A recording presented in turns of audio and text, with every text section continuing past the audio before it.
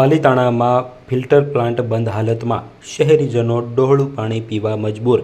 પાલિતાણાની જનતાને શુદ્ધ પાણી પીવા માટે પૂરું પાડવું તે પાલિતાણા નગરપાલિકાની જવાબદારી છે, પરંતુ પાલિતાણા નગરપાલિકા છેલ્લા ઘણા સમયથી ડહોળું પાણી વિતરણ કરી રહી છે. પાલિતાણા શહેરના જીવાપુર નજીક આવેલ ફિલ્ટર પ્લાન્ટ આવેલા છે.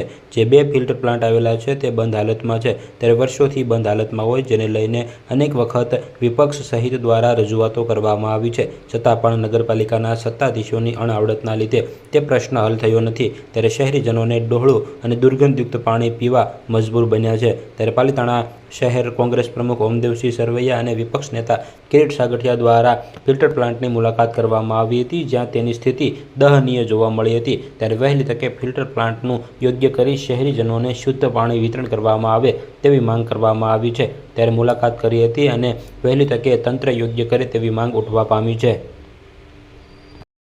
જી, તમારું નામ? ઓમદેવસિંહ સરવૈયા, શહેર કોંગ્રેસ પ્રમુખ.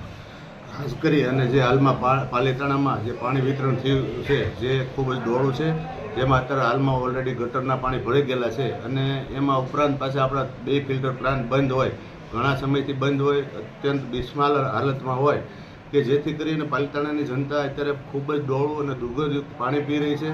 એટલે ખાસ મારે તંત્રને એ જ રજૂઆત કરવાની છે કે તાત્કાલિક જેમ બને એમ ઝડપી ધોરણે આ ફિલ્ટર પ્લાન્ટ ચાલુ થાય, અને આ ફિલ્ટર પ્લાન્ટ ચાલુ કરવામાં ઝડપથી નહીં આવે તો ન છૂટકે અમારે ગાંધી સિંધિયા માર્ગે ઉપવાસ ઉપર જવાની ફરજ પડશે. પાલિતાણા શહેરમાં પીવાના પાણી ગંદા અને દૂષિત આવતું હોય તેને લઈને તમે શું કહેશો? હું કિરીટભાઈ સાગઠિયા, પાલિતાણા નગરપાલિકા વિરોધ પક્ષના નેતા. પાલિતાણા શહેરની અંદર નગરપાલિકા દ્વારા શહેરના વિસ્તારોને અલગ અલગ વિસ્તારોને પીવાનું પાણી સપ્લાય કરવામાં આવે છે, પરંતુ છેલ્લા ઘણા સમયથી ગટરના પાણી ભળી જવાના કારણે અતિ દૂષિત પાણી આવતું. હાલ ચોમાસાની સિઝન છે, એટલે શેત્રુંજી ડેમમાંથી જે પીવાનું પાણી આવે છે એ સીધું લોકોને વિતરણ કરવામાં આવે છે. એ અતિ ડહોળું પાણી આવે છે, એટલે શહેરના અનેક વિસ્તારોમાં પાણીની ડોળા પીવાના પાણીના કારણે રોગચાળો ફેલાય એવી ભયની સ્થિતિ છે.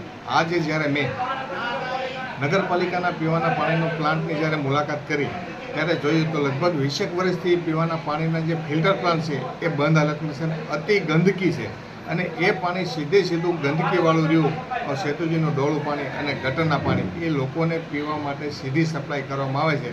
મારા માધ્યમથી તાત્કાલિક ધોરણે નગરપાલિકાનું વહીવટી તંત્ર આ વિસ્તારના લોકોને, પાલિતાણા શહેરની આમ જનતાને શુદ્ધ પીવાનું પાણી પૂરતું પાડે એવી મારી માંગણી છે. આગામી સમયમાં આ અંગે યોગ્ય કાર્યવાહી કરવામાં નહીં આવે તો અમારા માધ્યમથી ગાંધી સિંધિયા માર્ગે આંદોલન કરવાની અમારે ફરજ પડશે.